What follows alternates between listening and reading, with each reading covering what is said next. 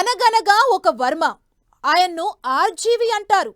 ఊరందరిది ఒక దారైతే ఈయనది ఇంకో దారి. రక్త చరిత్ర నుంచి వ్యూహం వరకు అంతా ఆయన ఇష్టం. పాలిటిక్స్ పై సెటేరికల్ సినిమాలతో సెన్సేషన్ అయ్యారు. నిన్నటి వరకు దట్ ఈజ్ వర్మ, ఇప్పుడు వేర్ ఈజ్ వర్మ అనాల్సొస్తోంది. కాంట్రవర్సీ పోస్టులు, సినిమాలే రామ్ గోపాల్ వర్మను కొంపముంచాయా?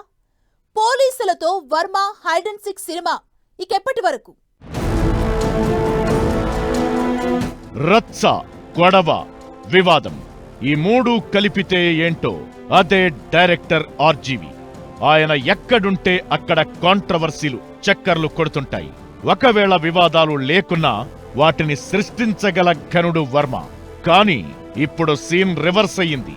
సోషల్ మీడియాలో అసభ్యకర పోస్టులు పెట్టారన్న వివాదం కేసులు ఏపీలో వర్మ మెడకు గట్టిగానే చుట్టుకున్నాయి.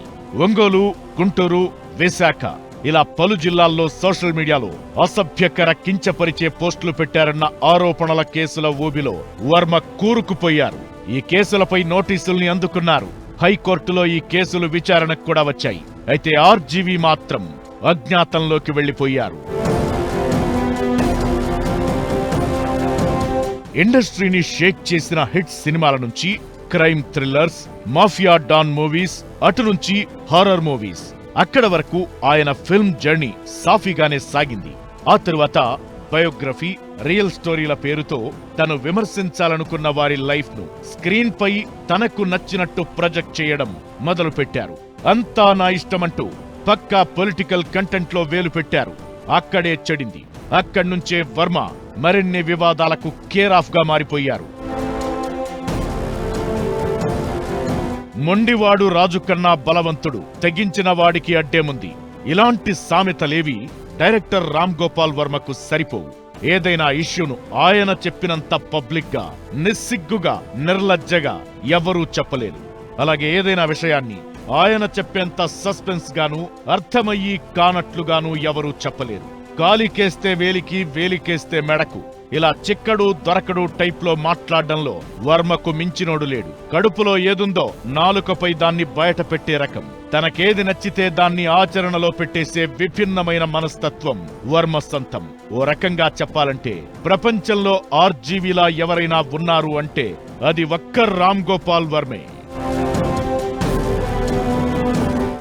ఊరందరిది ఒకదారైతే ఆయనది ఇంకో దారి.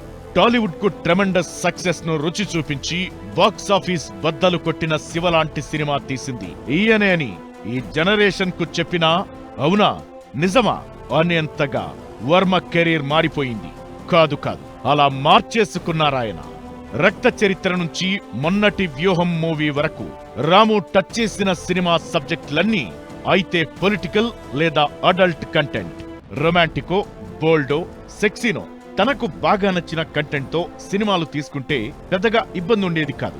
కానీ వర్మ పోయి పొలిటికల్ యాంగిల్ ను పట్టుకున్నారు.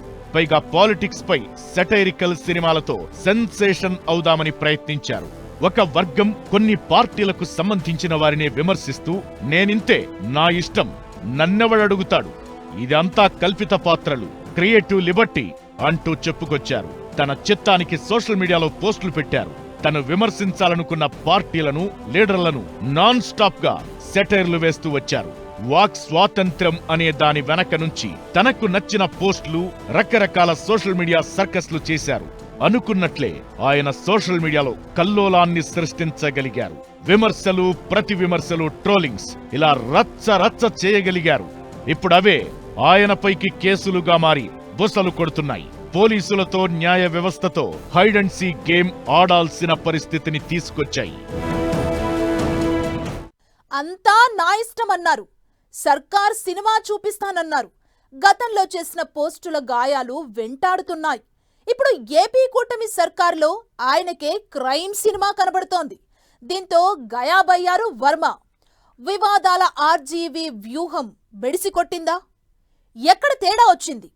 ఇప్పుడెలా వీటిని వర్మ ఎదుర్కోబోతున్నారు? ఇది కూడా తెలుగు రాష్ట్రాల ప్రజలకు ఇంట్రెస్టింగ్ సస్పెన్స్ సినిమానే. కట్ చేస్తే ఇప్పుడు సీన్ మారిపోయింది. ఏపీ పాలిటిక్స్ పైన గతంలో వర్మ సోషల్ మీడియాలో చేసిన పోస్టులు ఇప్పుడు పాముల్లా మారి బుస కొడుతున్నాయి. రోజుకో చోట కంప్లైంట్స్, ఆ కేసులన్నీ కోర్టుల్లోకి వెళుతున్నాయి. వర్మను కోర్టు మెట్లెక్కాల్సిన పరిస్థితి తీసుకొచ్చాయి.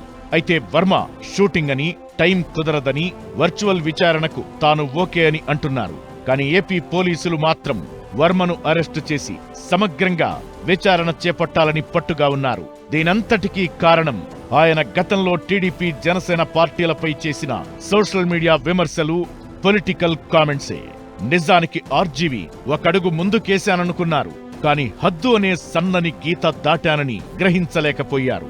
గతంలో వైసీపీ ప్రభుత్వానికి, వైసీపీ నాయకులకు అనుకూలంగా కామెంట్స్ చేస్తూ వచ్చారు.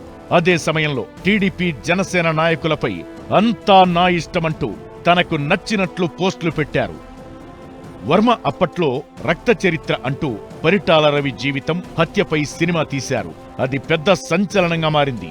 ఎన్నో విమర్శలను ఎదుర్కొంది. అయినా వెనక్కి తగ్గలేదు. వంగవీటి రంగా జీవితాన్ని టచ్ చేస్తున్నానంటూ బెజవాడ పాలిటిక్స్ పై మరో సినిమా వదిలారు. అప్పట్లో సోషల్ మీడియాలో ఫుల్ బజ్ అయింది మూవీ. దీని చుట్టూ కూడా విమర్శలే. ఆ తరువాత ఎర్రచందనం స్మగ్లర్ వీరప్పన్ను హీరోలా చూపుతూ కిల్లింగ్ వీరప్పన్ అన్నారు. ఎన్టీఆర్ ను లక్ష్మీ పార్వతి కోణంలో చూపుతూ లక్ష్మీస్ ఎన్టీఆర్ అని సినిమా తీశారు. దీనిపై టీడీపీ భగ్గుమంది. సినిమాలో చంద్రబాబును ప్రతి నాయకుడిలా చూపించారని ఆగ్రహించింది.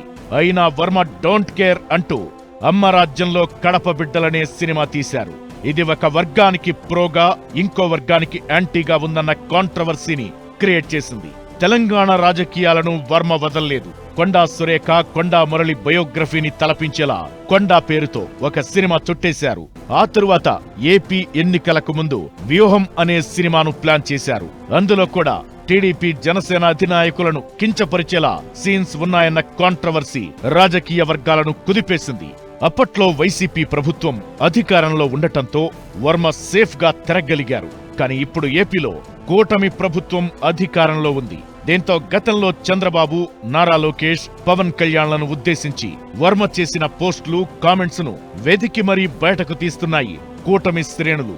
ఆయా జిల్లాల్లో వరుసగా కేసుల్ని పెడుతున్నాయి. ట్వీట్స్, ఇంటర్వ్యూల కంటే మార్ఫింగ్ అనేది వ్యక్తిగత జీవితాలను టార్గెట్ చేసినట్లవుతుంది. దీంతో ఆర్జీవి తాను చేసిన పోస్టుల పద్మవ్యూహంలో తానే చిక్కుకున్నట్లయింది. సినిమా ఇండస్ట్రీపై గతంలో వర్మ పలు సందర్భాల్లో భావ ప్రకటన స్వేచ్ఛ పేరుతో కామెంట్స్, ట్వీట్స్, పోస్టులు పెట్టారు.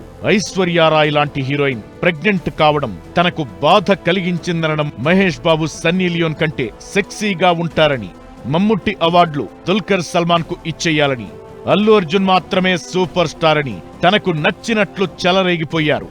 ఆఖరికి రాజ్ తరుణ్ లావణ్య కేసులో కూడా వేలు పెట్టి ఇది డబ్బుతోనే సెటిల్ అయ్యే మ్యాటర్ అన్నారు. గ్లామర్ వరల్డ్ కాబట్టి వర్మ కూడా ఒకప్పటి టాప్ డైరెక్టర్ అన్న కన్సర్న్, ఆయనంతే అనే ఒక భావనలో ఆర్జీవిని సీరియస్ గా తీసుకోలేదెవరు. ఏ రంగంలో అయినా బండ్లు ఓడలు, ఓడలు బండ్లవుతాయి. టైం బాగోలేనప్పుడు తన పేరే కదా అని రామా అని గట్టిగా పలికినా అది తప్పే అవుతుంది. పైగా రామ్ గోపాల్ వర్మ తాను చాలా జీనియస్ అన్నట్లు ప్రతి అంశంలో బిహేవ్ చేస్తుంటారు. ప్రతి విషయాన్ని తనదైన కోణంలో భూత, వర్తమాన, భవిష్యత్ పరిణామాలను left, right, top to bottom విశ్లేషిస్తుంటారు. అలాంటిది రాజకీయాలపై ఒక సెలబ్రిటీగా కామెంట్ చేసేటప్పుడు, పోస్టు పెట్టేటప్పుడు ముందు వెనక చూసుకోవాలన్న లాజిక్ ను ఎలా మిస్ అయ్యారు అనేదే అంతు చిక్కని ప్రశ్న. ఇప్పుడు ఈ కేసుల వ్యవహారంలో రాము ఎలా బయటపడతారనేదే suspense, thrilling, horror, tragedy and political cinema climax ను తలపిస్తోంది.